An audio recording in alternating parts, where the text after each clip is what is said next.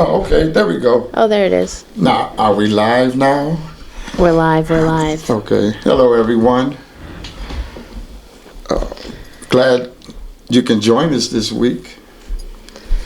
So, Lydia, how was your week? It was really nice. Okay. I'm just so glad to be settling in and knowing that I don't have to leave this winter.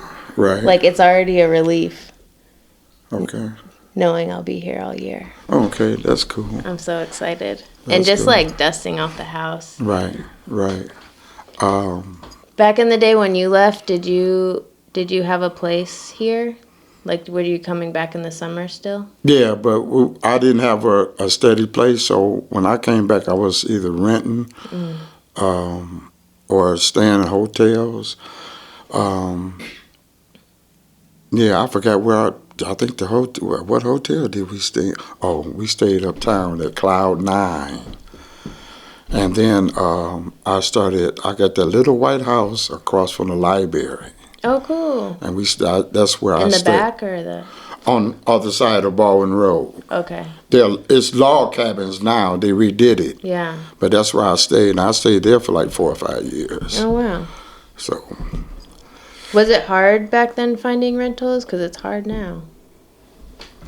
Yeah, pretty much. Yeah. Pretty much. But Yeah, I know people. I noticed a lot of people is getting out of rentals now. Mm-hmm. And a lot of people is going to Airbnb, which is good because you get people and tear up your houses. Yeah. You know. I'm not saying that somebody come up for the Airbnb won't tear up your house too. So, but it's nothing like a renter tearing up your house. Yeah. So it was cool. There's supposed to be insurance with it, but I have heard some horror stories. Right. Because I didn't heard. I lived next door to one. Oh, really? Oh yeah. I stayed in a place called. I used to have parties. We called the place the Little Red Hut. Uh-oh. And if people know me about the parties I used to throw at that house, at that place, I mean my parties last till 7 or 8 o'clock the next morning. Well, but one thing about my parties, if I knew you and I knew you were drunk and too drunk to drive, you stayed at the house. I took people keys, you know, so it was a lot of fun. You're a great caretaker. Huh? You're a great caretaker. Yeah, well, I take care of my people. You know what I'm saying? So I try to look out for them. I don't want nobody because I'm a knock on wood. I ain't never get no DUI. I'll sleep on the side of the road. I'll knock on wood for that, You know what I'm saying? And cheers. And cheers. Here we go. All right. So, Lydia, what you want to talk about today? Oh, my gosh. Well, actually, I know you had a bunch of stuff, but since you said Airbnbs, yeah, I do feel like touching on that for a second. Okay. Now, let me ask you, I don't mean to cut you off. Go ahead. No, you go. Do you think Airbnbs is a good thing in this area? Well, that's what, I feel like it's a slippery slope a little bit. Okay. And it's hard to find a balance when, again, people aren't talking to each other. Because I've seen a lot of posts, like, on Facebook of people trying to find permanent housing, you know, like a long-term rental. Right. And a lot of the places are getting bought up and Airbnb'd, but, like, we need year-round folks. Yeah, for people to stay year-round. Yeah, and to put some real time into... Well, I feel... I'm glad they got Airbnbs because it gives people, when they come up, a variety of places to stay. Yeah. And the gentlemen that I know that doing it now, I will shout out their names. You got your Floyd Brown, you got Kenny Nichols, you got the Fox brothers. Now, if it's don't forget Dana Joe Bear. And Dana Joe Bear. Don't forget Kwaku. Yeah, well, see, those I'm not familiar with. Yeah. The other gentlemen I named, I'm familiar with them. So, and they're doing wonderful. I mean, the homes they rehab, they did a wonderful job on them. So, I send I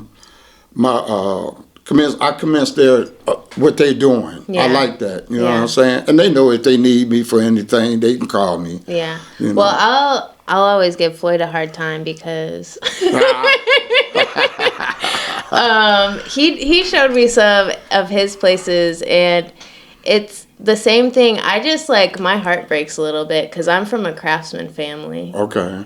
And all of the houses, the old houses in Idlewild, were hand built by Idlewilders. Right. You know, like families, and there's really cool vintage features that would excite people. Right. Like if they could stay in them, you know. Yeah, but if they've been around that long, they're dilapidated now.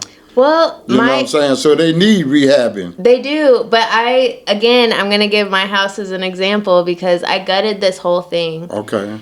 And it's still possible to either save pieces that are significant or bring in, like the kitchen is actually a kitchen I got off of Facebook Marketplace. Okay. But it's like this brand of metal cabinets. It's a classic mid-century modern cabinet. Okay. And it's the same brand that Frank Lloyd Wright used in the Falling Waters. So they're just really cool things that would actually appeal to people. Right. So no shade too much. Right.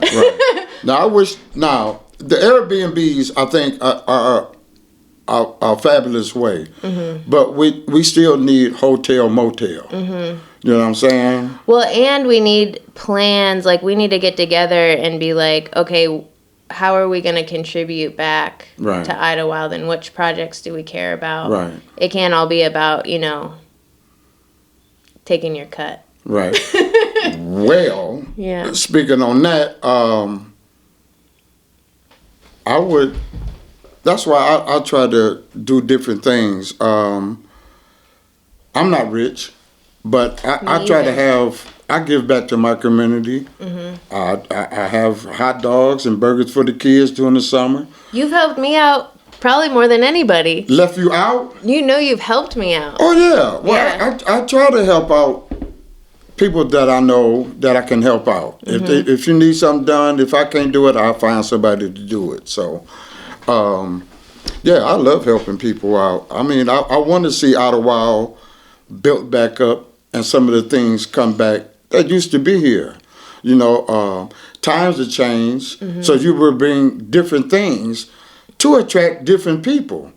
Right now, only thing we got attracting is what? The bar? Yeah. And that's only seasonal. Yeah. And I want to call you out on that one, too. Why? Because last week you were all, celebratory of the bar, which is totally fine. Okay. But I think we got to balance everything out and, like you said, keep it real. Okay. Let's keep it real. Yeah. So there was a really lovely piece in the news last summer. Did you catch that? No. About how the bar was starting by Devin Funches. Funches? Yeah. And he was talking it up and talking about how he's really excited to contribute to Idlewild, but I haven't seen how they've contributed. Yeah, that's a whole different thing right there. But what I have seen is several Idlewild folks kind of get ran over by, like he ran through management on a bunch of people and undercut some folks. Well, what I have to say about that is if it didn't work out, that's his business. And if he thinks you're not going to add to his business to make it come along or y'all don't agree, then, he's the man. Yeah. So, moving on to somebody else. I'm waiting to see how it's contributing. Well, I want to see what is he contributing to the community. Yeah, exactly. You want to community support at the bar, but you also want to turn around and support the community. Totally. At different events, donations, helping out, whatever, because that's one thing that people used to say years ago about people that came here and did business here, that they would come here, do their business, and take their money back where they live. Right. Instead of turning around and put some money back in the community that supported them. You know what I'm saying? Totally. Now, I will say that the previous owners of the Red Rooster did a lot of giving back to the community in so many ways that I can't even name all of them. No, that's awesome. You know, and they supported different events. And they might have not got along or didn't want the event, but they still supported that event. And I think that's what Peyton Place needs to, you know, maybe they are donating and we don't know about it. Yeah. But let us know so we can spread it around. Totally, yeah. And yeah, let us know what you're excited about doing. Right. Yeah, all that stuff. You know, stuff. if you're excited about the bar being open and, you know, that's cool. But once again, support the community that supports you. Right. Totally. Okay, now I can go stop by and ask him what's up. See, there you go. But yeah, it's cool, man. I don't know. Like I say, I don't know what they're doing. I haven't seen them sponsor anything, or right. You know. So maybe he's a silent donator. You don't want to be, you know what I'm saying? Now you know where I live, we're live casting every Friday, so stop by and give some secret donations. Right. Yeah. I'll tell you what, anybody from Peyton Place management ownership would like to stop by any Friday from 6 to 8 and make it known what you're doing. They should sponsor your Coney Dog stand. Yeah. You know what I'm saying? Sponsored by Peyton's Place. Yep. Or Peyton's Bar and Grill. You know what I'm saying? So, hey, we'll see. PB&G. Yeah, PB&G. There you go. There you go. Yep. But, yeah, do that and see where we go. So, yeah, I'm excited for part of this to help hold folks accountable. Because, I know that I'm new. Right. I know that I'm high yellow. Right. Well, what you think I go through? Shit. But I've seen already how people kind of dine and dash. And, oh yeah, they got their own little cliques around here. And we got our Christopher Columbuses and all that stuff. Yeah, they founded America, huh? Right. But they ain't found out a while yet. They think they did. Yeah. Okay. You know. Yeah, and like I say, I just talked to a gentleman right outside a few minutes ago, and he was talking about the same thing. You know, it's time. This is not the year to talk about it. This is the year to get it done. Yes. You know what I'm saying? So all this, because I'll tell you the truth. I've been here since '01. Excuse me. Only place that I've seen since I've been here that's been really renovated and brought back was Michigan building. Well, don't get me wrong, Peyton's Bar and Grill. So that's 2. You know what I'm saying? But what about the what's that place? Lee John's across the street from the bar. Yeah. Road Runners. Casablanca. Well, Casablanca is supposed to be in the works. Well, everything is in the works. Everything's been in the works for the last 20 years. Yeah. So when is it going to work out? Yeah. Totally. You know what I'm saying? You look around, it'll be 20 more years. Right. Everyone that's working on a project, come tell us about your updates. Yeah. Give us an update. Let us know what's going on. You know, because we have to be troubleshooters and what is it? Everything. So builders. We don't have no editors or no camera people. We got to go out and investigate. Yeah. Oh, investigators. So we're not only doing this, we're investigating too. Totally. Because I'm not going to bring up something that I don't have the facts about. And if I want to know the facts about something, I'm going to go to that person. Yeah. And I do know, I mean, just based on working on my own house. Right. Which I have started... because I'm making like an artist residency here. Okay. And I have had an inaugural fellow come and a couple of artists come out. A bunch of my students are coming this summer, which I'm really excited for. Okay. But it has been really hard to find people to help. Right. Oh, yeah, good help to find around. It's hard to find around here. Yeah. So that's understandable. I know that is a real thing. Yeah, it is. It's difficult. Yeah, it is. Finding good help. Mm-hmm. Good, reliable help. Yeah. I'm gonna turn your computer back because I can't see you on the other live feed. Okay. There we go. Yeah. There it is. Cool. Awesome. But you do a lot of handiwork. Yeah, I'm a jack of all trades. Master of none. That's what my dad used to tell me. What he used to say. Oh, Dad. That's it. Did your family also build? No. Or how did you learn it? Watching my dad. Okay. You know, my dad was like I say, he was a jack. My dad, my dad would, well, when before we moved up here, it was funny because my dad used to work on cars in the backyard. Mm. And one day he brought the transmission out the car and put it on the kitchen table. And my mama looked at him like, you better get that damn transmission. These kids about to eat. My dad took that transmission and put it back in the car. Wow. He did what he had to. And we sat down and ate. But yeah, I watched my dad. And I watched, when I started coming up as a kid, I watched a lot of people up here build. I'm nosy. And I'm going to watch you because I want to learn. Yeah. You know? Yeah. So mostly the stuff I knew, I learned from my dad. Didn't you told me a story about you and your siblings dug out your septic for your place? Oh, yeah. We dug out, yeah. Dang. Yeah. How old were you? How old am I now? No, when you did it. Oh, wow. 14? No. That's so cool. Yeah, I was 14. Our whole family did it. Wow. Because we didn't know who was doing it back then. Mm-hmm. And people were like, oh, you can do it yourself. Man, we dug a trench for about 15 feet long. Wow. We got it done, though. But, you know, a lot of stuff up here is cheaper if you do it yourself. Well, if you know how to do it. If you have the ability to do it yourself. Yeah. But, yeah, it's fun. I mean, it's cool.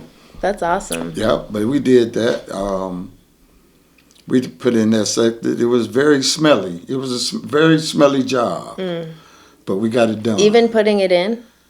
No, I'm talking about tearing the old one out. Okay. I'm talking about that smell was terrible. Dang. Then, you know, for the few days we were installing it, we had to go and my mama gave each one of us a shovel. Mm-hmm.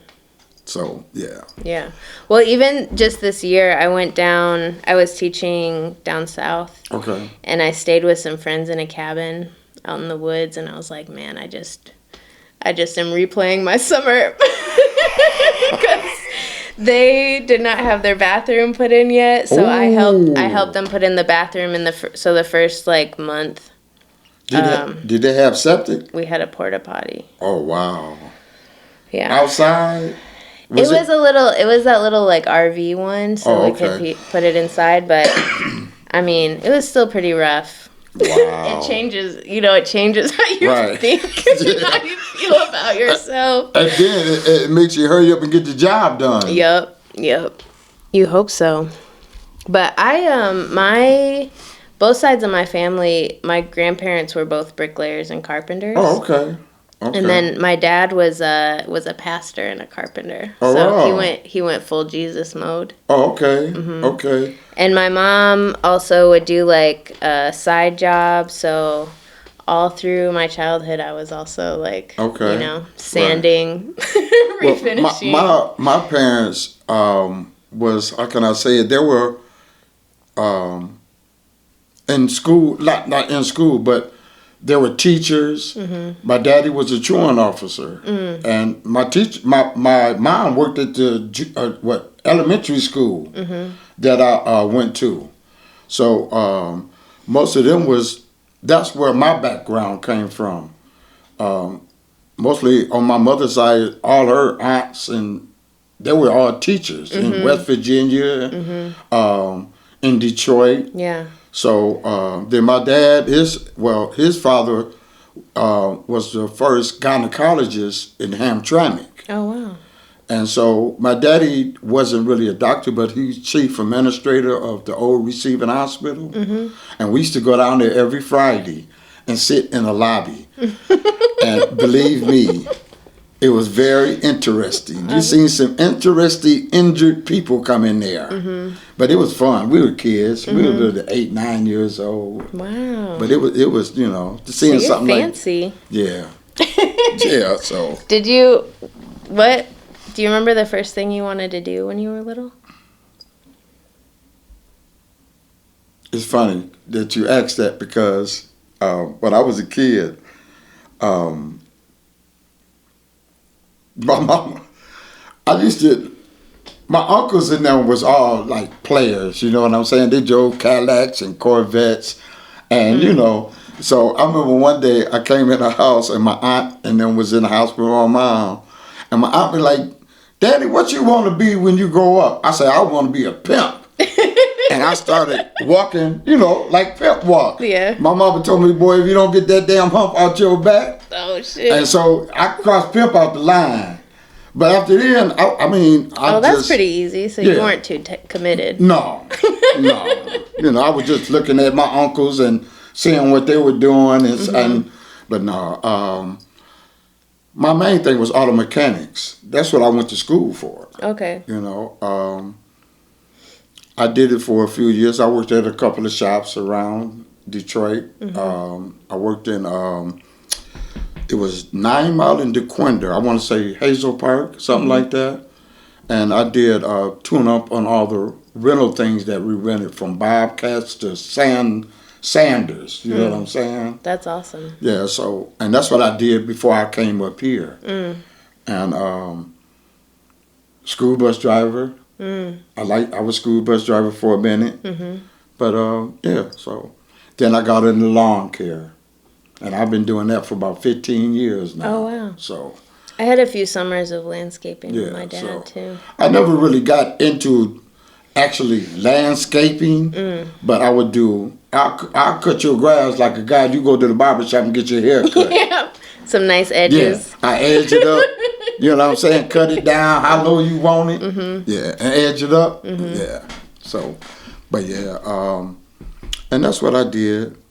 Right now, I work smart, not hard.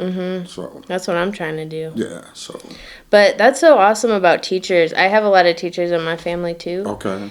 And that's one of the things that really actually made Idlewild possible, is all those women that had the summer off. Right. And were willing to put in like a lot of their savings into these little, like the Poindexter, my house. Okay. Mrs. Poindexter was, Catherine Poindexter was a teacher. Okay. And then just came up. And her son, Randall, the one that I talked to, he said that they actually built the motel first. Okay. And the whole family stayed in one of the rooms while they finished everything else. And then they rented out the other rooms to help pay for the house and all that stuff. Now, would you ever open that back up as a hotel?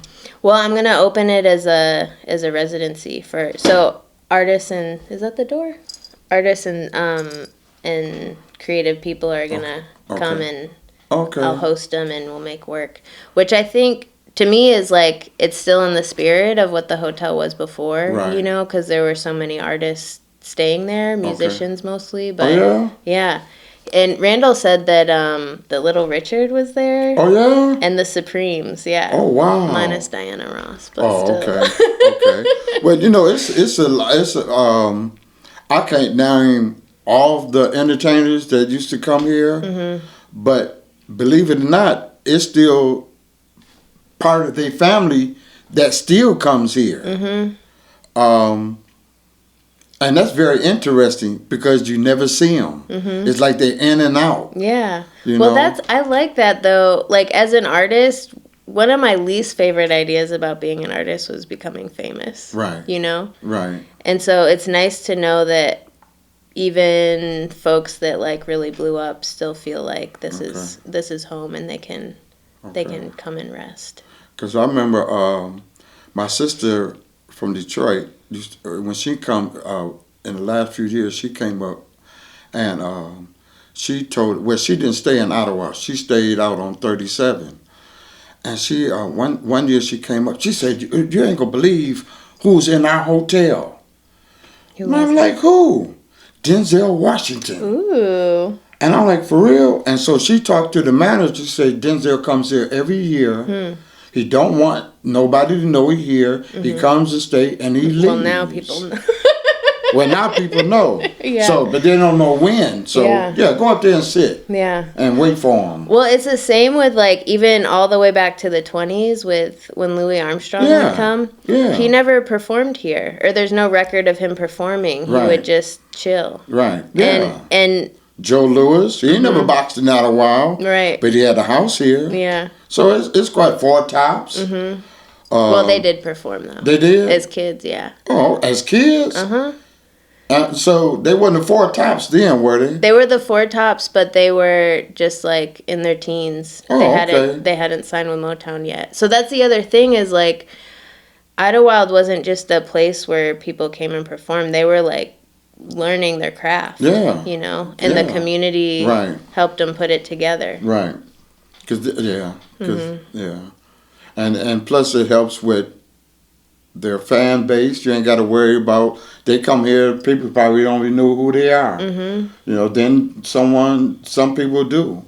So, I mean, it probably helped them out a lot. Totally. You know? Well, also just a place where, because a lot of the interviews that I've watched of artists from back in the day were saying how even though they were touring and performing in other places, it was the only place where they could like walk down the street and someone would, you know, offer to take them to the grocery store. Or like, you know, they'd stay at someone's house and be part of the family instead of just something to look at. Right. Yeah, that's cool. Yeah. Yeah, it's cool. So what is going on this week in Ottawa?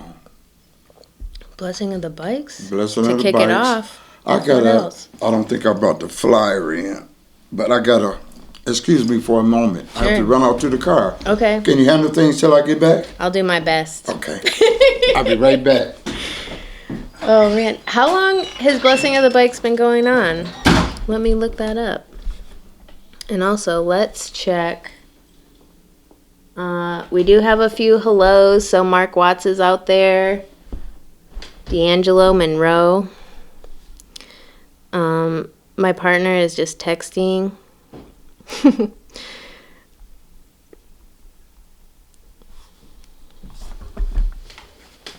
Danny's coming back.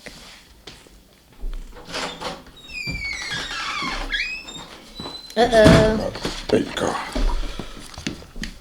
Okay, that was quick. Bikes and Mics. Bikes and Mics. That's performing live. Yeah, that's tomorrow. Okay. Is this a first time thing or have you been to it before? Yeah. Cool. Yeah. Last year they did one, but it was out in White Cloud. Okay. So he's going to, and from my understanding, because I talked to the guy today, and he says that he's going to try to put on a show all summer, like once a month all summer. Oh, sweet. Once again, it's Bikes and Mics, and performing live. You got Young Nice, Mikey Beaver, NSG, that's Slick and Big Ed. You got Loose Ends, Crazo, Caden, and somebody Scotty, Gotti, OG Scotty, and it's a free show. That's awesome. And it's at 2476 West Northland Drive in Baldwin, BYOB. So make sure y'all come out, and it starts at 5. Do you know any of the performers? My son perform. I know all the performers. Oh, that's awesome. Yeah, my son is performing. Crazo, you know Crazo. Yeah, I know mostly all of them. Oh, didn't he just make a music video? Yeah, he do that every day. Every day? That's his thing. Well, in the kitchen, as he call it. Oh, we should play some. Yeah, we're gonna get him on here. We're gonna get him on. Him and my son. Mostly everybody. Maybe we can get them after the show or next week. Or maybe they could do a jam set. Yeah. That'd be live. Okay. I like that.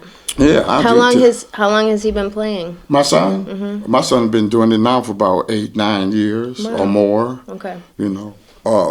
in the last few years, he really has dedicated himself to it. And now he's mixing and managing his own music, recording, and. That's awesome. Cheers. Cheers, Young Nice and Crazo, NSG, Silk, and Ed. So I ain't gonna leave nobody out. Aww. You know yeah, that's what I get scared of, starting to talk about people, and I'm like, I know I'm gonna miss somebody. Yeah, well, you can't get everybody. So if we left you out, don't feel left out. We just don't like you. No. See, now you speak for yourself. That's what you said last week. Yeah, but that's the people I didn't like last week. Yeah, it's a different week. Yeah, my bad. I don't like different people every week.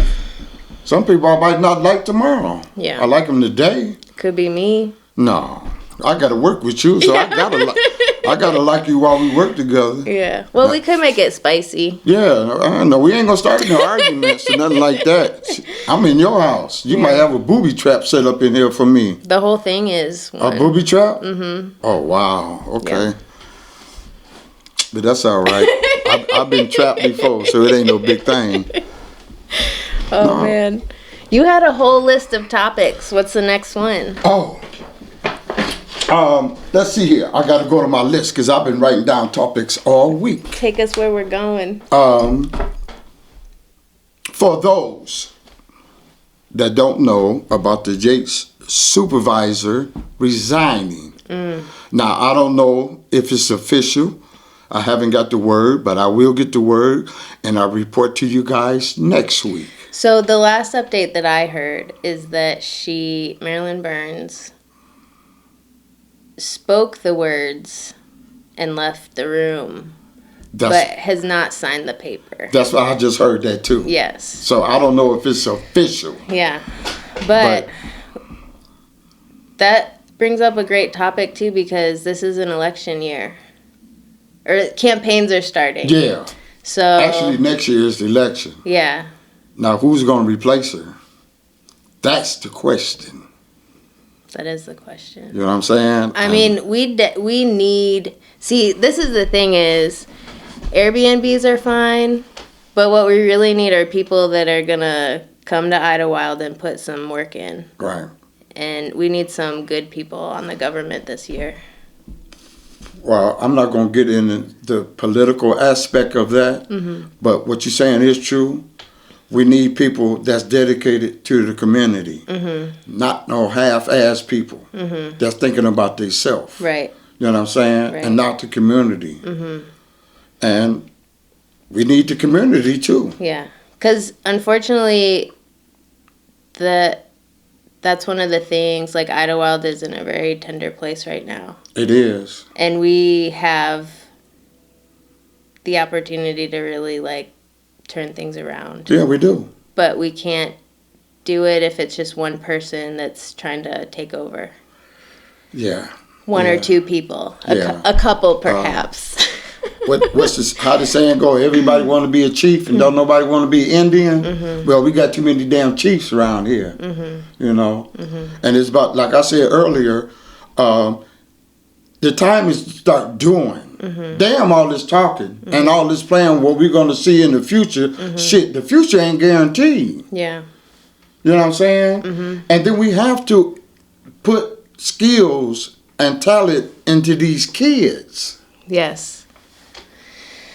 But also we need we can't just make it all about kids. We're missing a generation right now. And we are.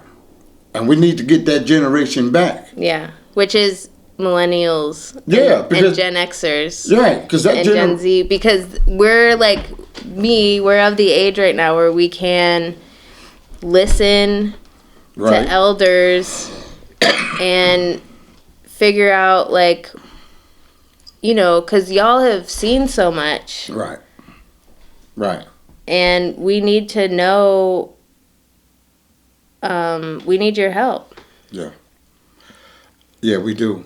We need somebody. But y'all are getting rusty.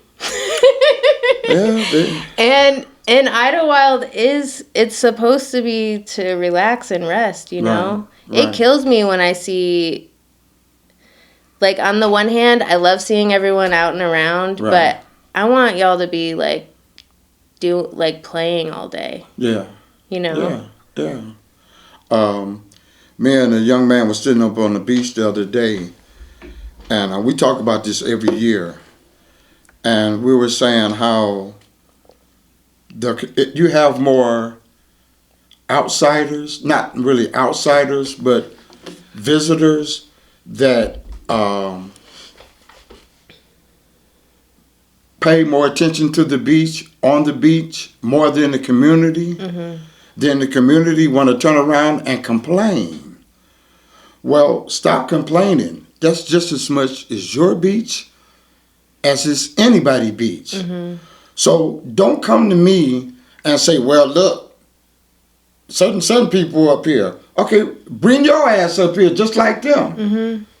Yeah. And don't go back home and put on Facebook, oh, y'all see, that's just as much as your beach as anyone else's. Mm-hmm. But yet, you'll go out to Wolf Lake, you go out to Big Star Lake. Idlewild Lake is just as beautiful as out there. Yeah. And you won't even... It's more amazing, y'all. There's freshwater jellyfish in there. I ain't never seen no jellyfish. I don't think we got jellyfish. There are loons constantly, just like all day long. Loons are really rare. There's bald eagles. Oh, yeah. You'll see bald eagles just like having breakfast all the time. Yeah, I've seen that. Mm-hmm. I've seen that. I wanted to capture that too, but I couldn't. I was too late. We can do that. Yeah. Like, that's what I do. Right. I sit around and I watch animals. Okay, well, I ain't gonna sit around. I watch an animal. I'm gonna have a gun in my hand. I cracked the code. Oh, well. If I sit around waiting on an animal, I'm killing it. Every single one? Damn near. I ain't gonna shoot nothing I ain't gonna eat. Damn. Wait. But I mean, why do you have to shoot it at all? Well, if I holler at it, it ain't gonna drop dead. I gotta shoot it. Why do you want to? I gotta eat. Why do you want it to drop dead? I want to shoot it. Oh, okay. But yeah. I've processed chickens and stuff. You bought some chickens? No, like I got to go through the whole process of like raising them as babies. Okay. You know, taking care of them and then killing them. I don't have the patience for that. Well, it becomes a cycle. So you get some chicks. Space it out. You get some chicks and you raise them to be chickens. Mm-hmm. Then when the chickens get older, what you gonna do with them? Then you either have them lay a few batches of babies. Okay. And or then kill them and eat them. Oh, I was about to say fry them or bake them. Yeah, same thing. Oh, okay. Okay, that's cool. Yeah. And so in the yearbook, there was at least one entry that I remember of someone that had a broiler chicken farm.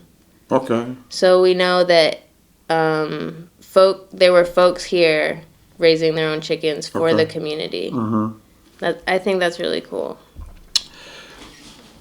Only lady I know that raised chicken, I don't know if she did it for the community. And if you've been around Idlewild for a lot of years, you remember the lady used to stay on Foreman Road. If you come off of 10, it's on the right once you cross the railroad tracks. She used to stay in a big gray house, and her name was Ada Gray, and everybody called her Chicken Ada. Mm. Now she had pigs, chicken, geese, you name it. And so as a kid, when we first came up here, my mom met her, and that's when I first learned the saying, running like a chicken with his head cut off, because she would go out there and run around in them big ass boots, looking like Granny off of Hillbillies, and grab that chicken by the neck and ring it and pop it. And the body be flapping around, you know what I'm saying? And that's when I first learned the chicken with his head cut off. But me and my brother, she used to have us come over there and slaughter like geese. She showed us how to... Did you have, when you put together that saying and the visualization, was there like a little light bulb that went off? Yeah, and I was like 10 years old. I mean, later I realized what it meant. Yeah. I didn't know what, but later as I got older, I said, "Oh yeah." Mm-hmm. But yeah, she was. Yeah, I love that lady. Was sweet. She was a sweet old lady. I got that at home because my grandparents had a farm. Oh, okay. And so, yeah, that was one of my favorite times of year. When the chicks would come and we would like sneak into the shed because they'd have a warm light and it'd be snowing. Right. And they're just like, these little precious little things. Right. Just being warm. And snuggling with each other. Yeah. See, you be one of the people when they grow up, you don't want to slaughter them. Yeah. Then you name them. I ain't naming no chicken. Yeah. All my chicken name is going to be food. Yeah. That's what it's going to be at the end. Dinner, lunch. Oh that's that's the only name I'm giving my chicken. I ain't naming them Mikey, Gretchen, or nothing like that. Yeah. Is it going to be fried, baked, or boiled? Oh my god. Okay, that reminds me of one of my favorite stories. I have it right here. Go ahead. Now, I don't know if... Why is this on there? Now, I can... Oh, I do have people on here. You do? Yeah. So, this is from one of the yearbooks, and it's of... Well, I'll just describe the picture. It says, "A view of Helen Dyson's mink farm. Helen looks at the beginning of her mink coat, a mink from the inside. Helen McDavid, Bernard Reed, and Mrs. Katie look at Helen's babies. And then in the last photo, there's a mink resting after dinner." Oh, yeah? Yeah. And then next to it says, "Do it yourself overdone." Now, is that from here? It's from here. Can I see that? Yeah, I'm reading it, though. Do you want to read it? I just want... No. No, you read it. No. Please. No, I Your just want to voice see is the so pictures. Because I don't know none of them people. Yeah. Okay, so Helen Dyson, in a dull moment tending the Flamingo Bar in 1955, looked at a popular mechanics magazine ad, "Raise your own mink." The woman's desire for some mink prompted her to order half a dozen. When they arrived, she wasn't sure what they were, nor what to do with them, so she got books and wrote for every tip she could get. She and her husband, Dyson the plumber, who formerly had rented riding horses in Cherry Valley, out the road past the bus depot, started building pens and preparing diets and vaccinating against distemper. Pro-vaccination, let me just... Okay, go ahead. Make a note of that. Okay. Today, she has an acre of sheds tightly packed with cages, a walk-in refrigerator for food storage, a diet kitchen with food grinders, mixers, scales, graduate timers, and diet schedules, as they must be fed exact amounts of liver, horse meat, vitamins, salt, water, fish, wheat germ, and other foods in exact proportions, which vary with breeding time, winter and summer. They're classified in 5 grades, which the best diet variation controls. Average litter is about 5 babies, which with care sustain a loss of about 3 out of 100. They are ready to pelt and sell at 7 months, and the mink stole of 2 males and 1 female is easily worth the $180 asked. Mink coat takes 19 to 20 skins. Live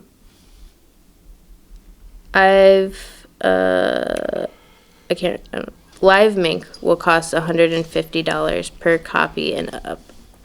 Mrs. Dyson will take orders for a few customers and have any coat, scarf, or cape made up. At the present, she has a hungry, thriving 176 minks.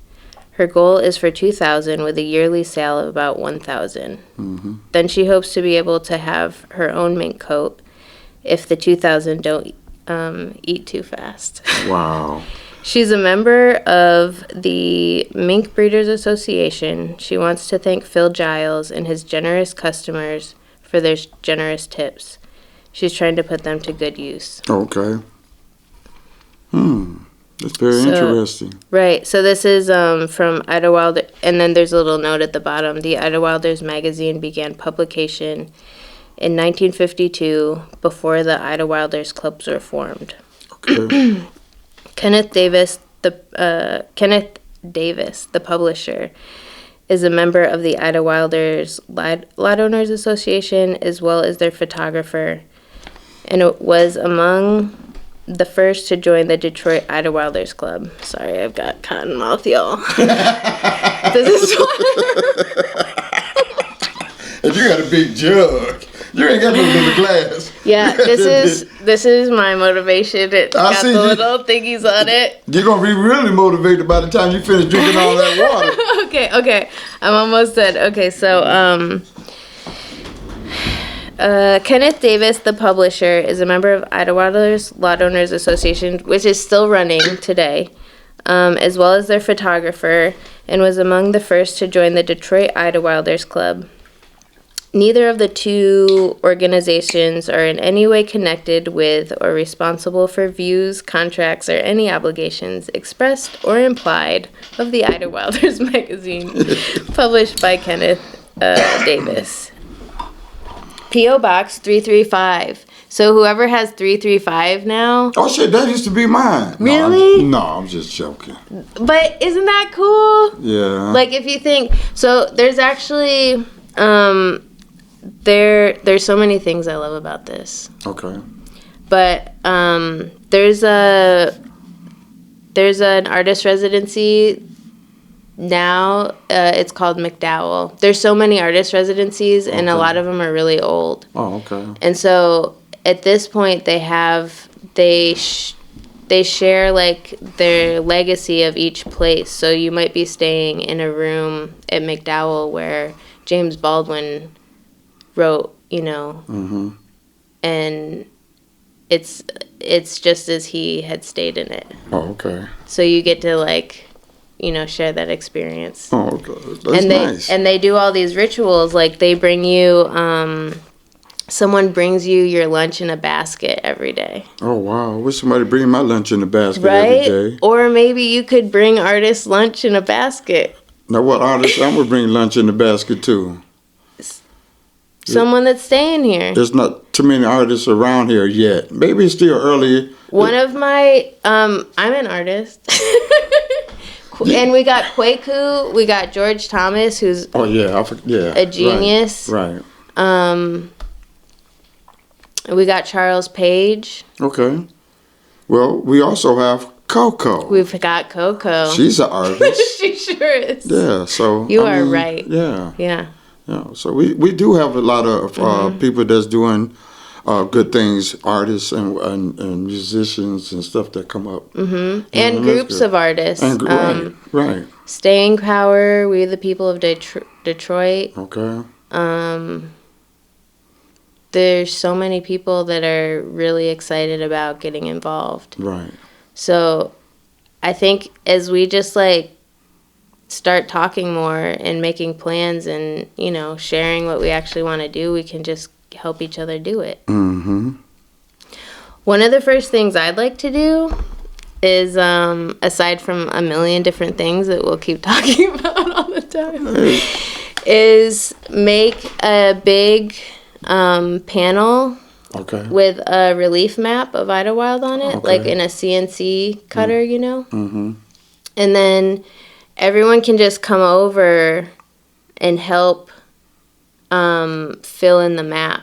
Oh, okay. Mm-hmm. Because a lot of the yearbook also, I'll give that back to you, has all the pictures of the houses. Oh, okay. I got to find my house, and there's postcards that they made of it. Mm-hmm. I'll show you that. It's so cool. So... While she's doing that, let me send out a shout out to Mo. Hey, Mo. Steve Blount. I see you, man. Hey, y'all. Hey, Monroe. Okay, here's my house. Back in the day.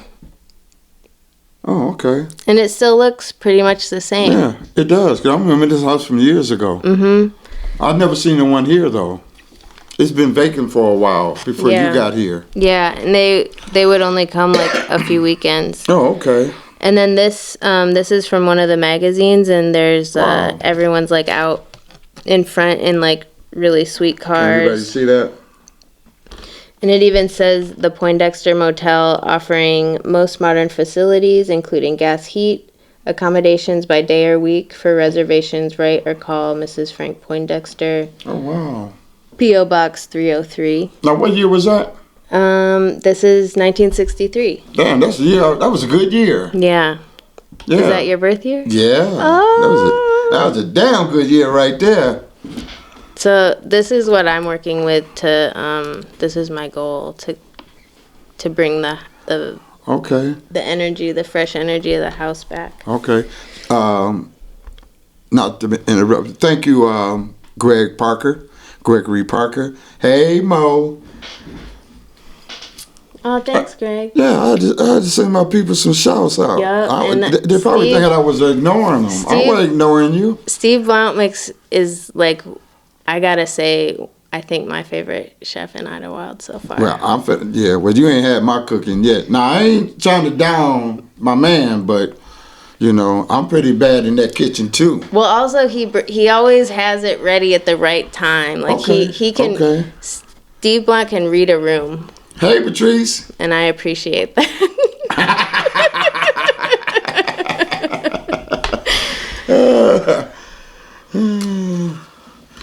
But yeah, that's very interesting. Hi, y'all. What part? You remember that house? Which one? The one I just put up.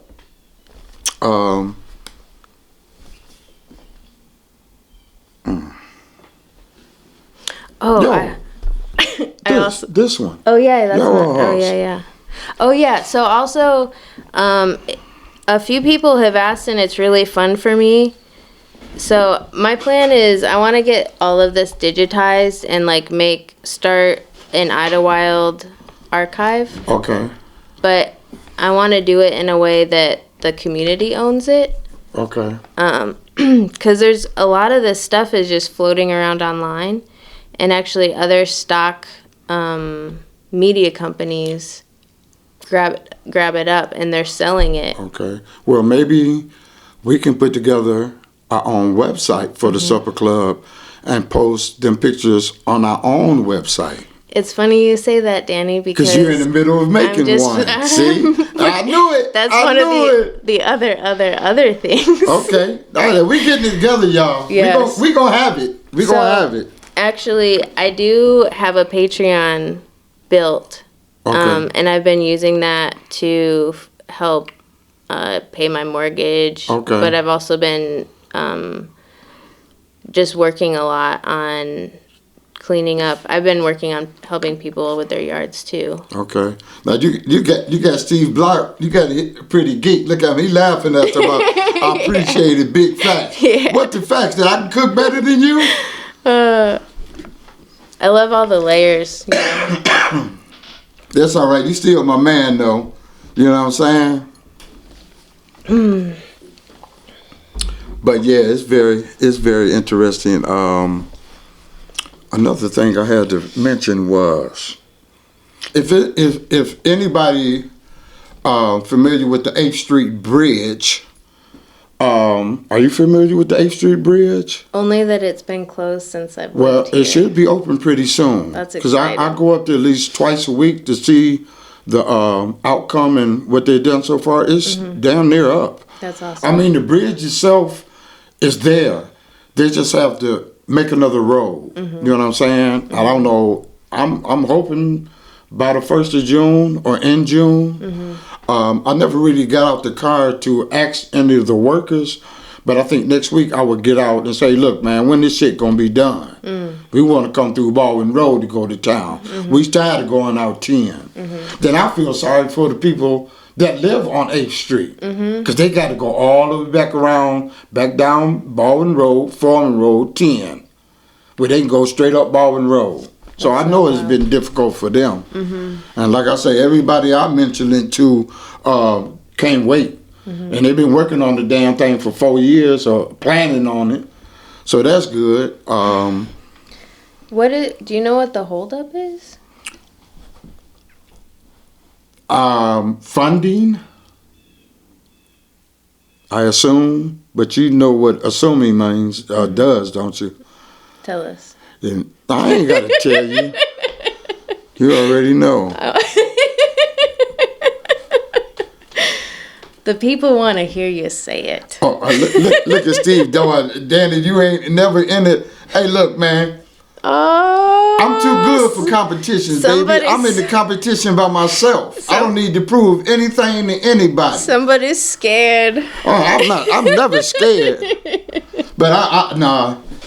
You know what I'm saying? Because to me, somebody might not like it. I mean, and I'm shy of that. So I cook for myself because I love my own cooking. Mm-hmm. And when I cook for other people, they love it. Mm-hmm. So the people I cook for, I'd rather have them as my audience because they love it. Mm. But no, I'm not going to end in no contest. Because me, myself, I don't think I'm that talented to do it in a competition. And I give my hats off to everybody that entered it. Mm-hmm. Because I had a chance to taste their food. Some of their food, because 2 or 3 people shouldn't have ended shit. Oh, you know what I'm saying? I told you I'm keeping it real. Yeah. You know what I'm saying? Mm-hmm. And that's the way I felt. But some of theirs, now I'm gonna give my hats off to my brother. You know what I'm talking about, Mark Watts. Mm. You know what I'm saying? Now watch Steve. Watch Steve. As soon as I mentioned Mark Watts, he was, oh man, because he swore last year that Mark Watts bribed me. He got so tender. Yeah, he was last year. He was on me. He was on me. So we gonna see what this year gonna bring. That was heartbreaking. And Mark, quiet as the kept. You gonna have to up my pay, man. Wait, you gotta read that. Read it out loud. Oh, it says, Danny, you ain't never ended our competition. That one? Yeah, I just said that one. But no, I'm not entering no competition, man. I don't think my food that good. You know what I'm saying? To me, it might be. Try it out. No. No. But you're gonna try it out. You're gonna make conies on the island. Oh, that's simple. I'm good at fast food. Fast food. I tell you what. I don't like staying in the kitchen too long. I think that's what your hut should be called, Conies on the Island. Conies on the Island? It might be. But I tell you what, I guarantee you, I'm going to have the best conies around here. Mm-hmm. You know what I'm saying? So, yeah, I can brag on that. Look at it. Mark. Hey, champ. It'd be really cool if maybe we could commission George Thomas to paint your sign. Yeah. Yeah, but I think that's already in the making. It is? Yeah, I got somebody doing on top of that already. Okay, my bad. I ain't playing. Well, maybe I could win you over to a hand-painted sign. No, I ain't on the take, brother. I ain't on no take. I'm taking. I ain't on the take. That's Steve Blau. Look at him. There we go, Mark. That's it, baby. We strong. Can't do that. Damn. See, that's the thing, though, is I really do love Mark's food, too. I love... But I'm telling you, Steve gets the timing right. It's like, you know what? Yeah, you must be on his payroll, then. I'm on Mark's payroll. You on Steve's payroll. Oh, man. The GoPro shut off again, okay, y'all. I gotta figure that out. What? Okay, this has been brought to my attention. I don't know if most of you are aware, the new Facebook cookie competition page, In the Wild, as the old one was shut down, unfortunately. So there is another one, and it's called In the Wild. And we know what happened with In the Wild.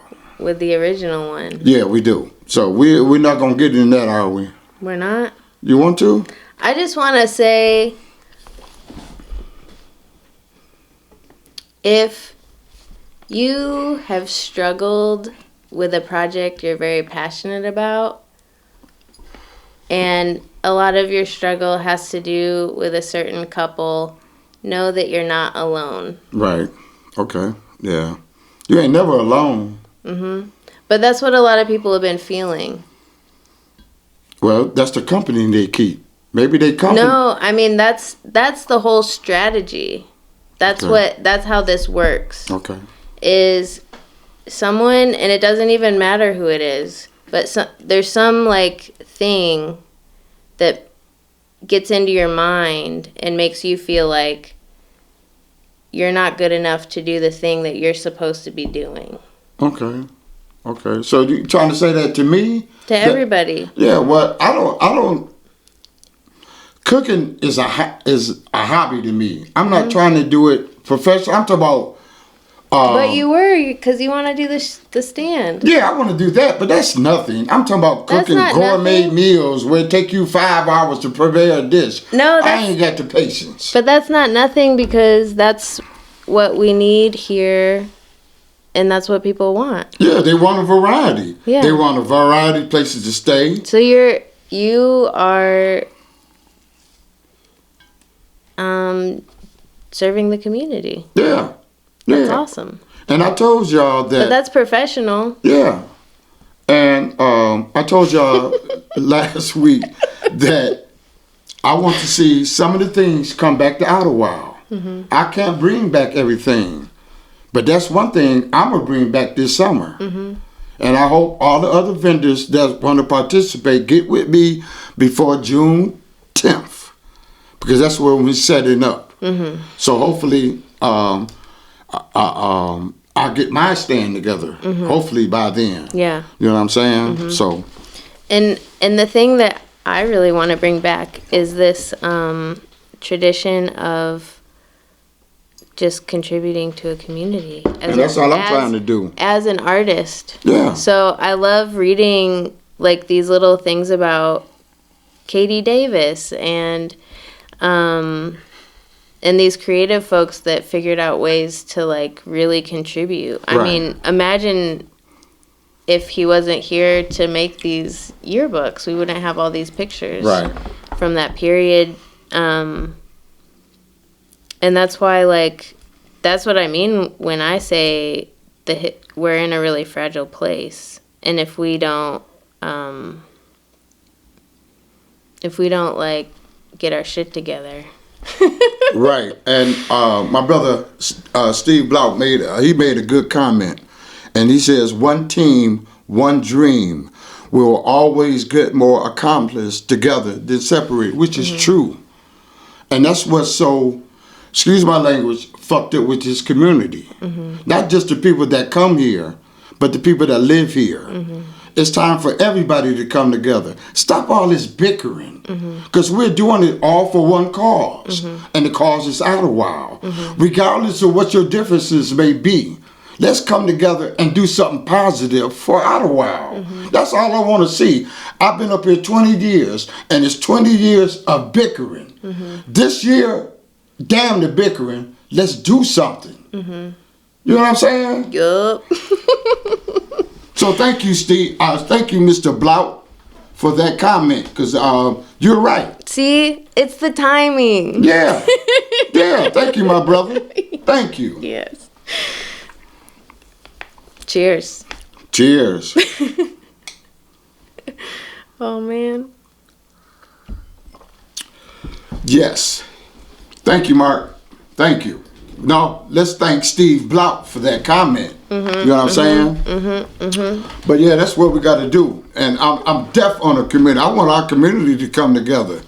You know, I say in the last 3 or 4 years, you have more outsiders. Well, I don't mean outsiders. I mean visitors coming and doing more for Ottawa than the community. And when I say community, I mean people that's been here 40, 50 years, been here their whole life. Yeah. Ain't did nothing. But I think a lot of people don't know what to do.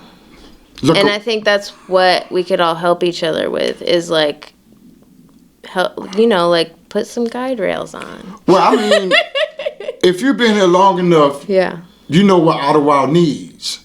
And if you've been long enough, you know what Ottawa had. You know, times different. So we can bring different things here. But like I always say, we can't do nothing by bickering. You know what I'm saying? So the community, do me a favor, come together, go to the board meetings, patronize the beach, patronize Peyton's Bar and Grill. Pick up trash. Yeah, pick up trash and do this. You know, I sit up on the beach every day and I see people pass by. You know what I'm saying? There's nothing there for them to stop for. You know, and so that's why I put together the vendors that's coming in June to give people a variety, an option. But also, I feel like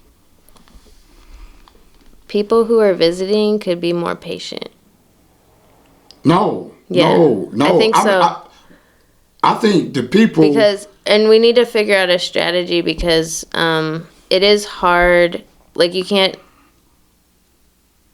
ask people to invest everything, you know, because to have people sit around is staff money. Yeah.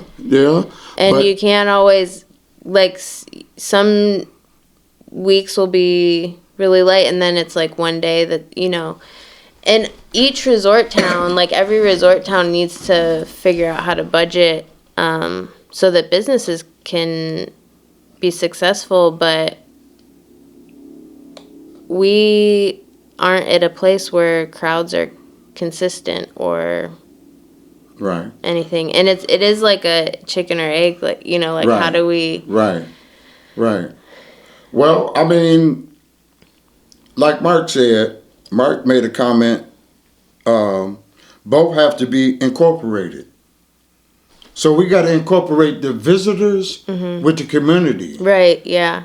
And that's another thing, if we organize and we just like prioritize what we need to, you know, get things together, we can organize the people that are visiting to help us. Well, first of all, we got to start putting shit here for the people to come visit.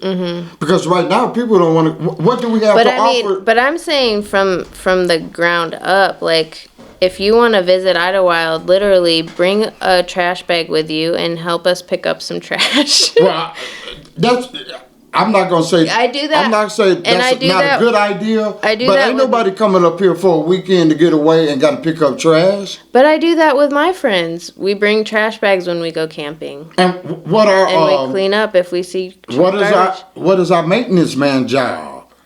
How many maintenance men do we have? We're on 2,000 acres. Well, I mean, you can't pick up.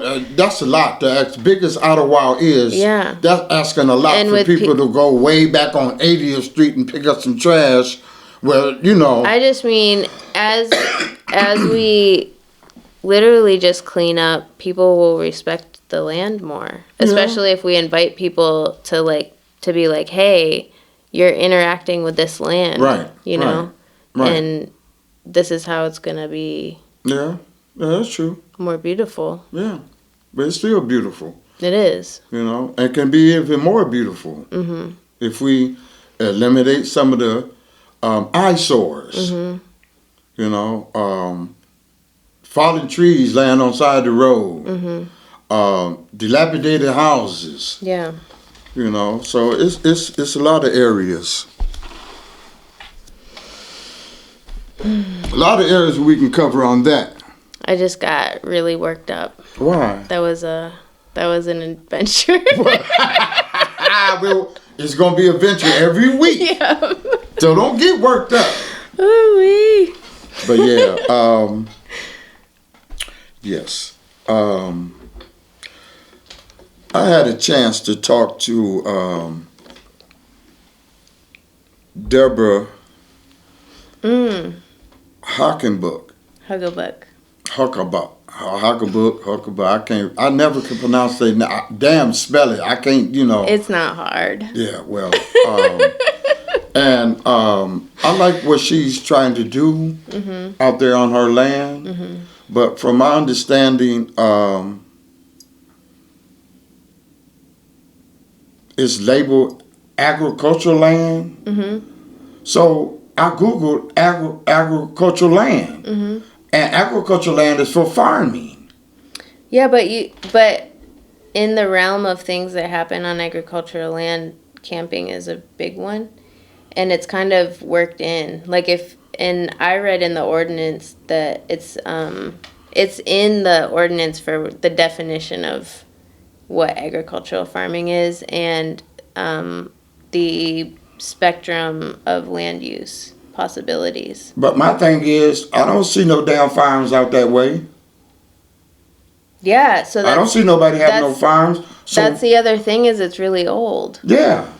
So my thing is, let that lady go ahead and do her RV camp. Mm-hmm. It ain't a farm nowhere in Idlewild. Mm-hmm. Actually, there's a really beautiful one that is like unused. It's out, I think it's on like 56th Street? I think so. That's not used. I know, but it's so beautiful. It is beautiful. We should get that running again. And it's been vacant for years. Mm-hmm. I used to hunt back there on that same road back in the 90s. I never seen a farm out that way. Yeah, we should get that open again. Stop blocking people with ideas for Idlewild. Yeah, let's support people. Because what they're doing is discouraging others from coming here and doing stuff. Mm-hmm. They're tearing people apart. They are. I mean, we've lost, even in the short time I've been here, there's been so many well-intentioned people come in and right back out. Yeah. Because they throw so many roadblocks in front of them that they're like, damn it, I'm not going to do it. Mm-hmm. Well, you discourage it. From my understanding, Ford Motor Company went to Yates Township. Now, anybody out there know, correct me if I'm wrong, Ford Motor Company told Yates Township. Not Ford Motor Company, the Ford Foundation. Okay, Ford Foundation told them, we're going to give you $50,000 to come up with a business plan. And if that business plan falls through, then we're looking toward millions of dollars being invested in Yates Township. Not falls through if it works out. Huh? Not if it falls through. No, if it works out. Well, it fell through because the shit didn't work out. Yeah. They ain't not here. Yeah. That ball was dropped. And those are kind of roadblocks. But also, it wasn't dropped by who a lot of people are made to think it dropped by. I just want to put that out there, too. Yeah. Well, we are not going to get into names, are we? No, but I just want people to be pay a little more attention. Right. And if you get land around here, do your investigation, do your background check on the land before you buy a bunch of land and want to do a certain thing on it. Do your background on it. You know what I'm saying? Thank you, Shawana. At least I have somebody agreeing with us. Everything is true. It is. Well, we try to speak the facts. But here's the thing is, these are exactly the people that I was vaguely referencing before, is it's really hard to try things, it's scary. Well, and I was talking to a gentleman. Hold on. Resources are really limited, and like businesses, it's really uncommon for a business to start making revenue within like the first 3 years. Right. That's a big investment. Right. And if on top of that, like someone sets you up for failure and you didn't realize it, that's like really embarrassing. And so that's what a lot of people are doing, is they're thinking they're getting all this support, and then they get thrown under the bus. Right. And then they feel ashamed. Right. And they don't want to, and they feel like, oh, I must have really messed up. Right. Well, the saying goes, nothing beats a failure but a try. Mm-hmm. Don't get discouraged. Mm-hmm. It might be roadblocks. Mm-hmm. Jump over them blocks. Do what you're going to do. Because the time of talking about it is over with. Mm-hmm. Like I say, this is the year for doing. Mm-hmm. You know, if you want to start a business, start it. Mm-hmm. You know the chance you taking a chance, and you already know that, or the person know that. Mm-hmm. It's certain businesses that won't make it here, but it's certain businesses that will prosper here. It's certain businesses that won't prosper during the winter because this is not a year-round place unless you put a year-round business. Mm-hmm. And which we do need year-round businesses, not just for the summer, because you want to accommodate the community that lives here, not just the folks that come up for the winter or for the summer. Mm-hmm. Yeah, we should make like a goal of what we think a comfortable amount of people would be, you know, and like what kinds of things that we would need to run to accommodate ourselves. Right. Well, let me see. First thing would be is a grocery store, a party store. Mm-hmm. See, I think I mentioned this last week. Idlewild had everything. Grocery store, a bait shop. But yeah, and even to what I'm pointing out is like they were supplying the stores also. Who? The community. Oh yeah. You know, like there was a whole vertical integration thing happening. Right. And really cooperative. Right. Yeah, because what businesses here back in the day? Lee John's store. Letman's hardware store. You can go on to Letman's and get bait. Back then it was 8 tracks or cassette. Worms, anything. Boat rental. You know, then years before that, you walk around by the beach, you had your restaurant, your Smitty's shooting gallery. Then on the side where the restaurants, you had different galleries with different vendors right there. So this is another thing that I keep thinking. What years are you thinking about when you're describing, like, what years were those places open? Well, we came here, and when we came here, they were gone. Only the buildings is still there, but they're not being used. So I would say in the late, I want to be right, in the 70s, they started disappearing and was gone by the 80s. But you were here. Yeah, I was here. So you know how a lot of people say, like, after segregation ended, everybody left? Yeah. But it's like people that are here. I never, yeah. You know what I mean? Like, yeah, because, and when you remember that generation you said that left, that was the generation. No, I didn't say they left. I said we're missing. Yeah, and that's the we never made it. That generation didn't come back because it wasn't shit for them to come back to. By the time you came, if you left in the 70s and didn't come back to the 90s, you like, that's how I was. Because when I came back in the 90s, I was like, damn, Letman's gone? Lee John's gone? Yeah. But in the gap, why weren't you coming back? Huh? In that gap time, why? Because I got married, started having kids. And then, I mean, in the 80s, yeah, that I didn't graduate till 82. So, I came back during the summer. Then after I graduated and started having kids, I would bring them up during the summer. Because we didn't get rid of our place till I want to say 95, 96, something like that. Why did you get rid of it? My parents decided to get rid of it, you know, and I was young then. I wish I would have kept it because I would have loved it. I mean, and that hurt like everybody in because it was really, we weren't told. Our parents didn't really tell us that after we got rid of the place. We like, huh? Mm. Especially my older sisters. Like, why? Why you didn't tell us? Mm-hmm. Yeah. Mm. Yeah. I'm sorry. Yep. Polk skating rink. Yeah. Barbara, that when I came back up here, the skating rink was still there, but it wasn't utilized. Mm-hmm. Oshiwana has a reminder. Follow In the Wild on Facebook. Okay, y'all.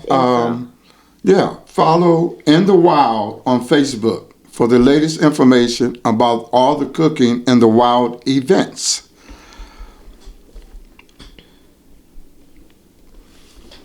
But a lot of businesses left and never came back. So we need to bring more businesses back. We don't have a bait shop. Mm-hmm. We don't have nothing. Mm-hmm. It's like nothing really for them to come back to. I know if I was a kid in Detroit, my parents say, well, look, we're going up north this week. I don't want to go up there. Mm-hmm. For what? So, yeah.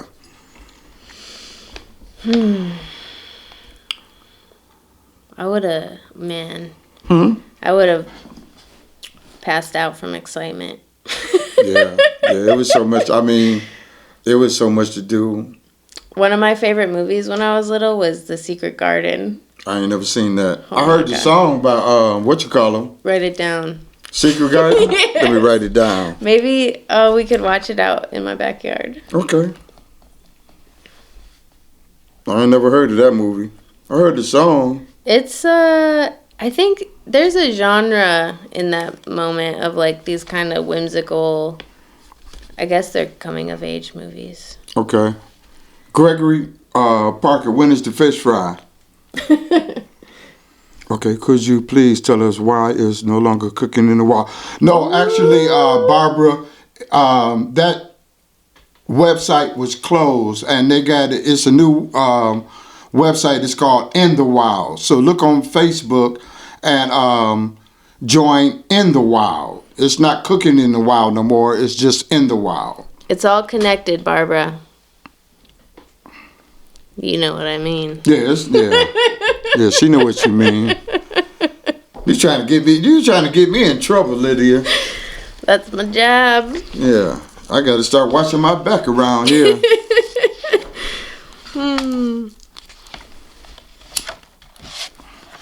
I was gonna talk about something, but I don't remember.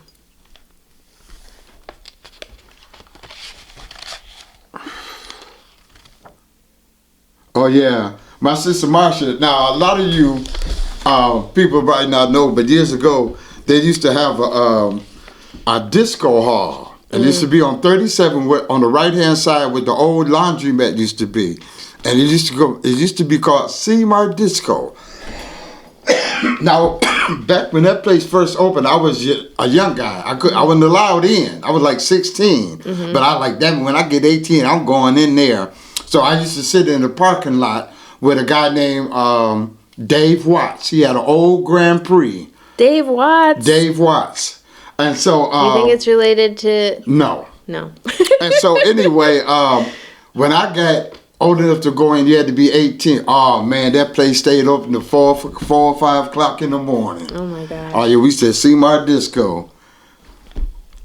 Yeah, that's one of the old spots that used to jump around here. That's no longer here. We need the disco club. That would be so... But see, that's what I'm saying is, it would be so cool if there was a 70s... Yeah, old school? Yeah. Okay. Yeah, well, maybe we ought to get together and throw a 70s party. One of my students, Bella Akers, from UNCSA, made a disco-style film. Okay. Just like a month ago. Oh, okay. Wow. That's very interesting. The kids are into it. Okay. So, and that's one of the other things that people could do to make money is rent out your space as a set. Right. Right. To artists or whatever. We could do weddings. Yeah, I ain't doing all of that. I ain't getting all of that. Patrice, she say a chicken wing cook-off. Now I might enter that. You make the best salmon nuggets? Oh yeah, I do the best one. I got you on. If Steve listening, you can't mess with me on them salmon nuggets, man. You can't mess with me on that. Challenge? No, I ain't challenging nobody. My food speak for itself. He already know. Damn.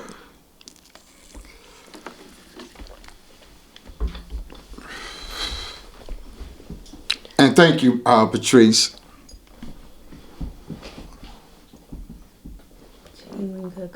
Yeah, right. Mm-hmm. But yeah, hey, Rome. Jerome McGee. I've been knowing that me and that guy went to junior high. That's my man. That's my right-hand man right there. We went to junior high together. And, you know, we don't speak every day, but I try to call him like once a week. And whenever we talk, it's just like we just got off the phone yesterday. You know what I'm saying? But that's my man. What's up, Rome? That's so sweet. Yeah, I challenge anybody to cooking some chicken wings. I'll do that. Yeah, who I'm a challenge? George Thomas's basement. Well, the property where he's on is the historical Hippy Dippy Chicken Shack. For real? Yep. I ain't never known that. It's in the magazine. I think I have it. Oh wow. Somewhere. Love you too, Patrice. What you want? Some chicken nuggets? I got you. I'll go home and take some out the freezer tonight. No.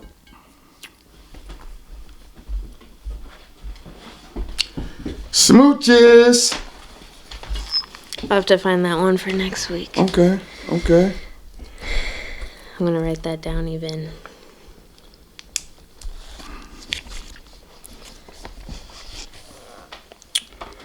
Well, what else we got on the agenda to talk about today? Oh wow, what's this? The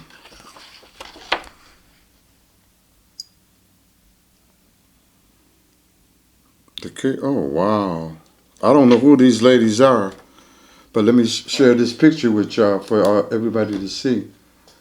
I don't know who those ladies are. But that's a nice old picture. Their names are under it. Oh, I can't read them. I mean, I have my glasses, but I'll whoever read that them. is. I know people say, that picture crooked. Oh, hold on. Okay, there we go. Yeah. Okay. This is Mrs. Corius Moreland visits her daughter. Oh, okay. Our Fiesta Room Tequila, Idlewild, is fabugantic. Oh, okay. That's a little before my time right there. So if anyone knows or is related to these incredible beauties. Right. Yeah, Red Rooster wings for the win, baby. We used to fry them up in there. And no catfish. Not no fillets either. The whole catfish. I don't know what they doing in there now. Yeah, but it's all good.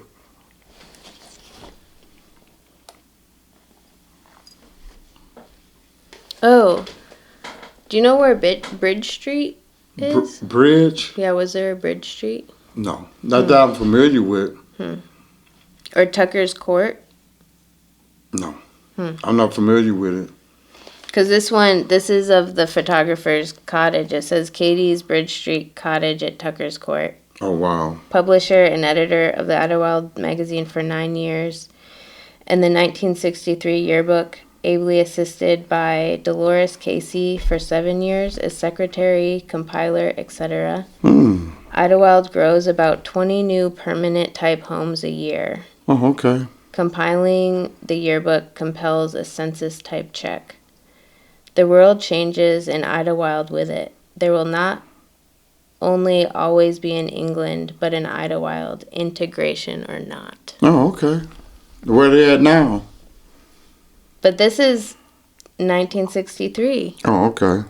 So people were like aware and talking about what people's choices might be. Right. You know? Right. And they're still like coming. This is 63, 20 new houses a year. Permanent residents. When was that, back in the 50s? No, this is 1963, the year before Civil Rights Act was passed. Half of the houses they built now is gone. Right, but I mean, like, the community was trying.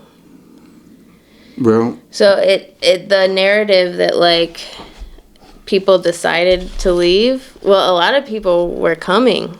Yeah, but like I said, they came, they went, they saw. It's nothing for them to come back to now. No, but I mean, this is back when all those businesses were open. Yeah, but and they were like, okay, we're arriving at this moment. That's where I want to be. Yeah, but the damn thing is, and then to say at the same time, everyone decided to leave. That's.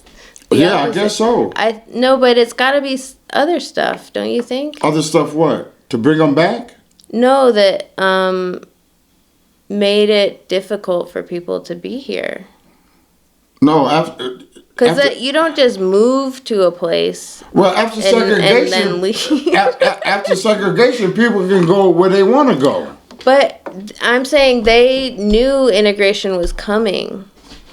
And they were like, and they're specifically stating, we're getting 20 new families a year. Right. We're growing. We're going to be here. Okay. Integration or not. Okay. Not to cut you off, but welcome, Karen from Houston. I wasn't ignoring you, sweetheart. I just didn't want to cut my co-host off, but welcome, Karen Hamilton. And the subject is any subject that we feel like talking about. We try to hit them all. We might not hit them all, but we try. If you have a subject that you would like discussed on our podcast, reach out to us. We'll mention or talk about your subject. That's no problem. Mm-hmm. And thank you, Karen, for joining us. Welcome back, Steve.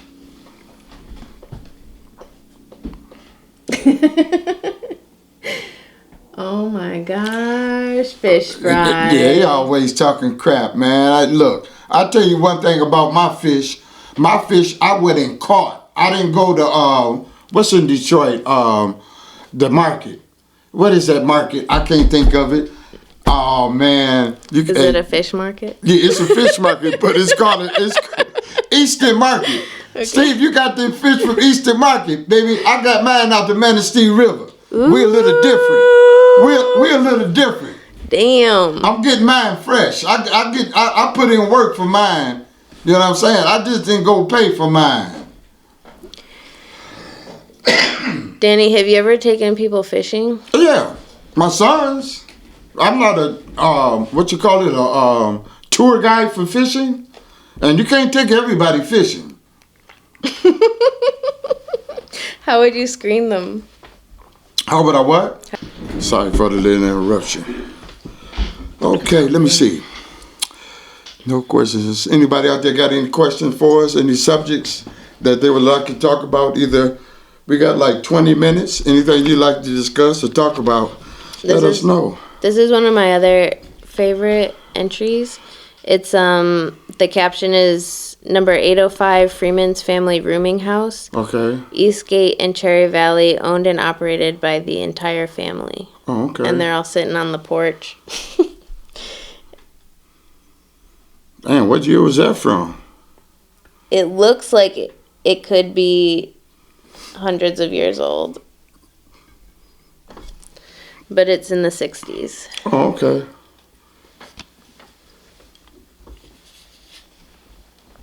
Share that with y'all.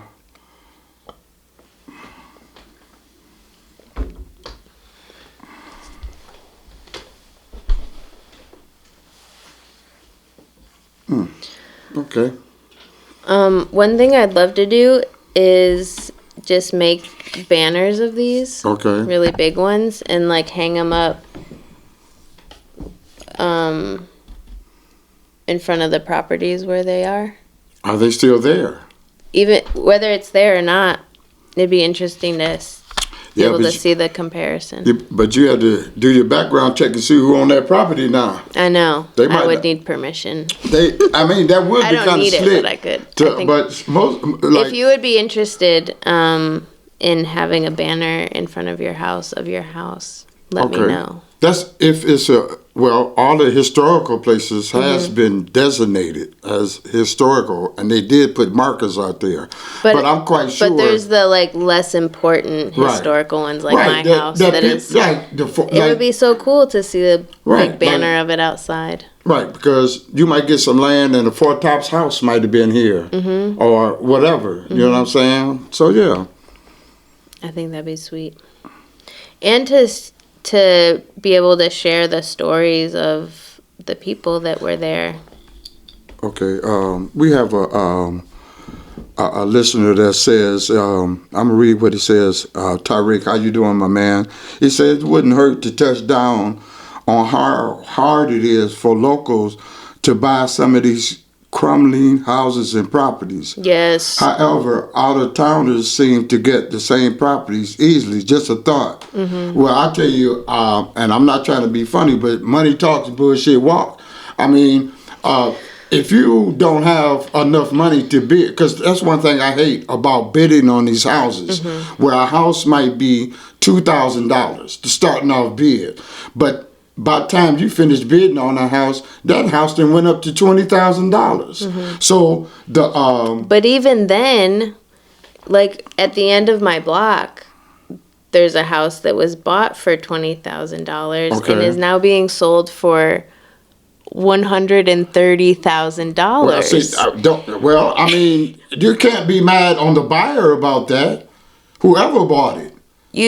That is destructive to the community because a local person can't buy a house at a reasonable price because people don't have extra money lying around. Well, that's not the other guy's fault because you don't have enough money to buy a house. But then you're trapped in a cycle of renting at some really high rate where you can't save any money because there's no jobs around. You're stuck.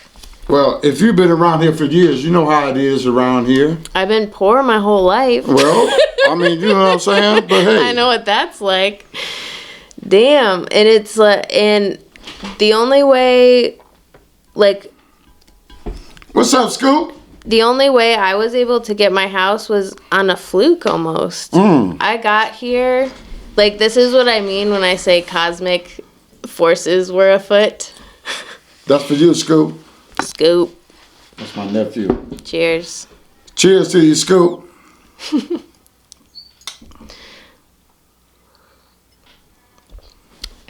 Okay. So. But yeah, I mean, so going back to No. I was going to talk about the cosmic thing. So I got here. Sorry, real quick. Okay. I got to Michigan. I was running away from my last job. And I, within a week, got this payout from a lawsuit. Okay. From a Black Lives Matters protest. Okay. Where 200 of us were illegally arrested. Oh, wow. Up here? In Los Angeles. Oh, wow. And I was one of the representatives on the case. So, and we won. And so I got a little bit more. I got $10,000. Oh, okay. Which was just, and then I also got a COVID relief Artists United grant. Oh, okay. The same week. So you got some money, huh? It was just enough to put the down payment on the house. I'm just teasing you, man. No, I mean, I'd never had that much money before. So I just felt like I made a good choice. Right. And got in, but then it was filled with mold. Well, a lot of places around here filled with mold. I know. So it's been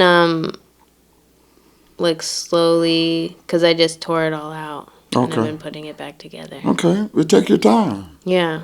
But it feels it's coming together. I like it. Yeah, you gotta like it. Yeah. You don't gotta. Yeah. But I'm really excited about it. It makes me feel good. You're right, Karen. It is a poor community, and they are being outpriced. And Tariq, yeah, it's about who you know. But I tell people, and I don't feel bad about telling them, if you see a house up here that you're interested in and doesn't look like it's being used or whatever, write the address down, find out who owns it, and write to them before it even comes for a public auction. Because once it comes to that auction, like I said, that bid might start off at $2,000 and get up to $20,000. So that you can do on your own. But that's the other thing is the families that are losing these houses to the auction, that's tragic. It's tragic. Because it's such a beautiful thing to lose. Well, evidently they don't think about that as being beautiful, because if they thought it was beautiful, they would make sure they pay their taxes every year. Well, I just don't think. I don't think it's that simple. It is that simple. I don't know. I just feel like there must be some other thing happening. As far as what? As far as like why everyone left. Right. You know, what did you say? Backtrack, because I lost me. What did you just say? Don't rephrase it. Say it just like you said it, because I want to hear it. I can't remember. Are you asking because you liked it, or? No, because I wanted to respond to it. Oh, you can't respond to it unless I say it again? Yeah, because I don't remember what the hell you said. I don't remember either. Oh. You just know you want to respond to it. Well, you know, if you're making something, I got to respond. So, yeah. So, yeah. Yeah, that is the whole idea. Yeah. And you're right, Barbara. They got to make sure when you write to the people, it is a certified letter to make sure they got it. Because I did that. I inquired about a house, wrote to people, and it's been 2 years since I heard anything. I never heard nothing back from them. I don't know if they got it or not. You know what I'm saying? Yeah. But that's what I tell a lot of people to do. If you feel that way, do your own investigation. And if you know me and you have your eye on a house, call me. Reach out to me. I'll go by there and write down the address. I'll do my little investigation for me, because I love seeing people come up here and buy and restore and invest in Idlewild. So whatever I can do on my end to help that along, I'm here for that. If anyone's interested in doing historical restorations, I will help you with design, because I really get super geeked about it. And it's a good thing you said that, because I don't know. To me, I don't think the Casablanca, I don't think they're like tearing down a building and building it again. So they're rehabbing that building. Yeah. So maybe you can get them some ideas on how to renovate it and your ideas. You know what I'm saying? Yeah, I offered it to them. Betty Wiggins. Oh, okay. Yeah. Okay. Yeah, we've had some talks. Another thing I want to talk about, and somebody asked me about this, is that what they're doing with the old firehouse and the old library. Well, yes. The last thing I knew about the old firehouse, that the Letman Foundation owned that. I'm not sure what their plans on doing with it, or when they're going to start doing something with it. I will try to reach out to them in the next week or two to find out, so I have something to come back and tell people. The library, I think Chris Greer is in charge of that. I never reached out to him to find out what he's doing with it. I've talked to him. I have plans to, I've been working on a design for the front garden. So I want to make it a like a botanical museum Right. for the garden club. And I think because also it's a great place to put it because the garden club helped form the first library in Idlewild. Okay, you remember where the community garden used to be here? Mm-mm. You don't remember? Oh, well, I wasn't. Yeah, I see, you're a rookie. Yeah, I know. Well, they used to have a community garden that was in between. I don't know what that road is. When you come up Tacoma and you go to the right or you give straight up Tacoma, that land right there used to be the community garden.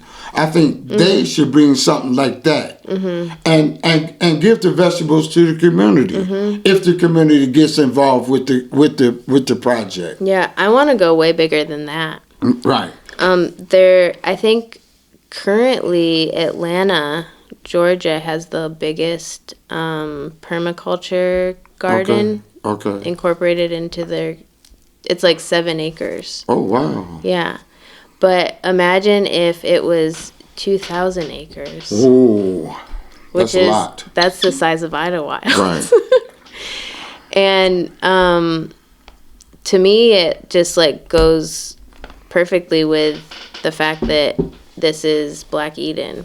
Right. Imagine if you can, and I've last summer this guy, and I'm sorry I don't remember his name. If anyone knows who this might be, please reach out. Okay. He was saying that when he was a kid, like 12 years old, his whole church would come up and pick, just to pick fruit. Right.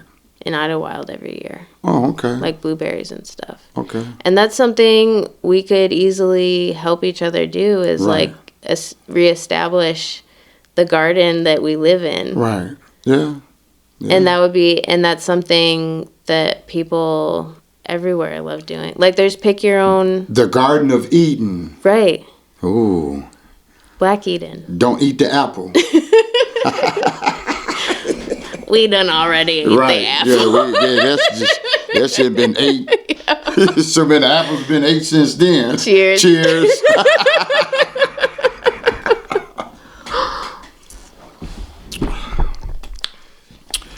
Well, we got like 8 minutes left. Ooh, I have my first shipment of native plants in. Okay. I'll post a list of what I have, but if you would like some, you can stop by. I am selling them because I had to buy them. So.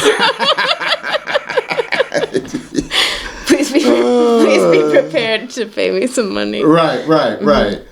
But yeah, so let me see. But I can help with planting and design and stuff like that. So if you need advice. Okay.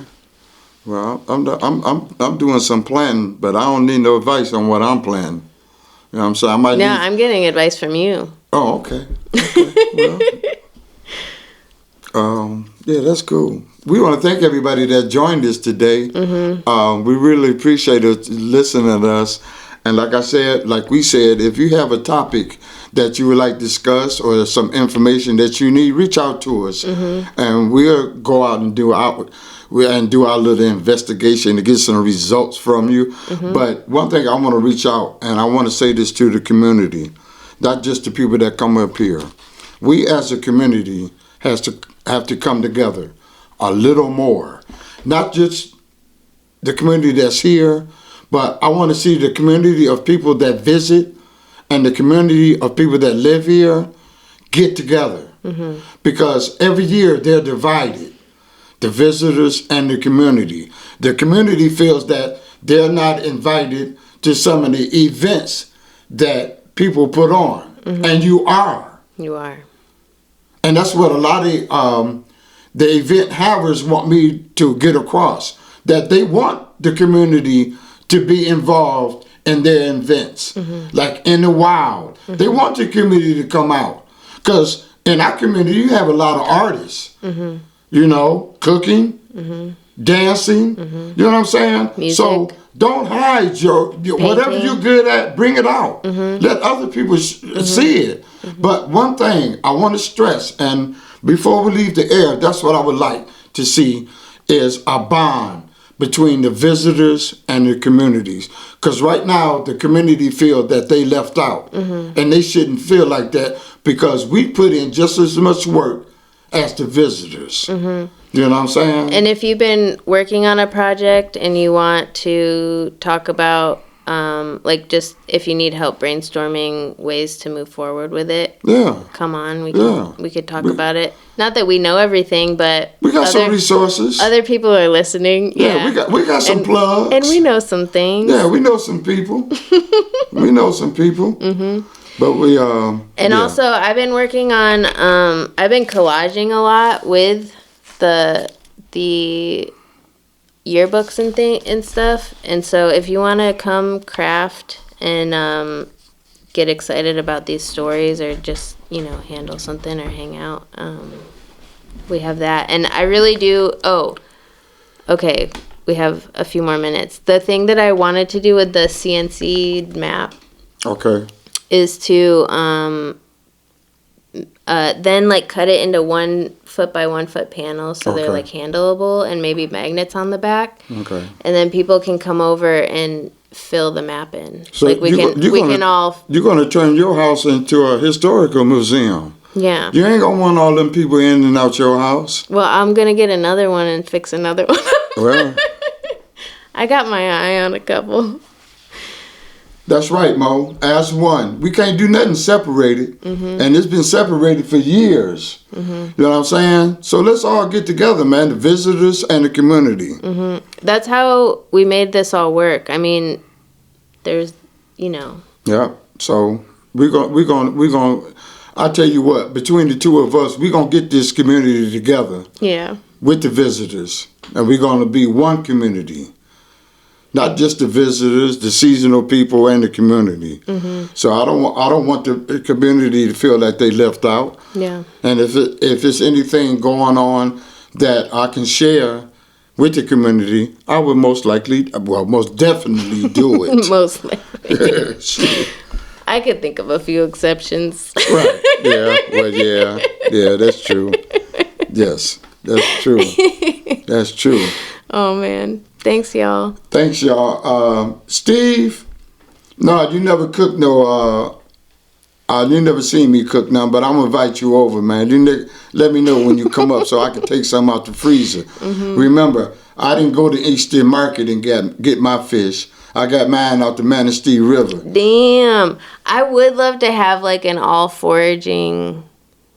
It would be really cool if we had a little place where people could come either bring food that they gathered or, killed.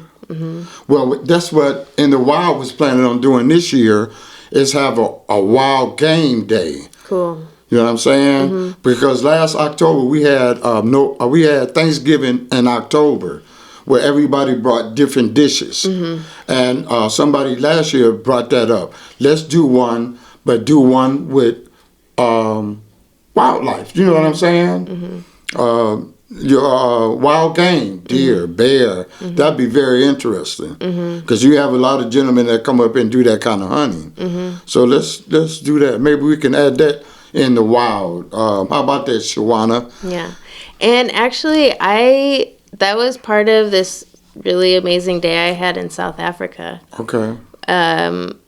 This person who I still, we still follow each other and like say hi sometimes on social media, but Gerald Namlala in Cape Town. Oh, okay. He took us on a tour of the townships, me and a couple other friends I was with. Okay. And one of the stops was this, like, they call it braai in South Africa, but it's basically a big barbecue house. Oh, okay. And it was like 5 stories, and they bring you trays, like, out on a big, like, literally this big tray of just piles of meat. Oh, wow. And they'll bring 2 loaves of bread, or, like, depending on how many people, just literally a loaf of bread in a bag. Wow. And you, like, eat that.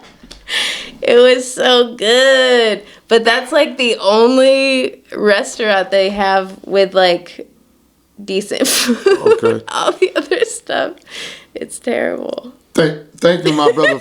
Thank you, my brother Floyd Brown. Mr. Brown. Thanks for joining us, everybody. Thank y'all. And it's been a real blast kicking it with my co-host. And I hope everybody join us again next year. Next week. Damn. And next year. Yeah, but that's the 1738 trying to kick in now. And we'll see you next week. We see you guys next week. Thanks for joining us. How you doing, Floyd? All right, guys. We're signing off. Thank you for joining us.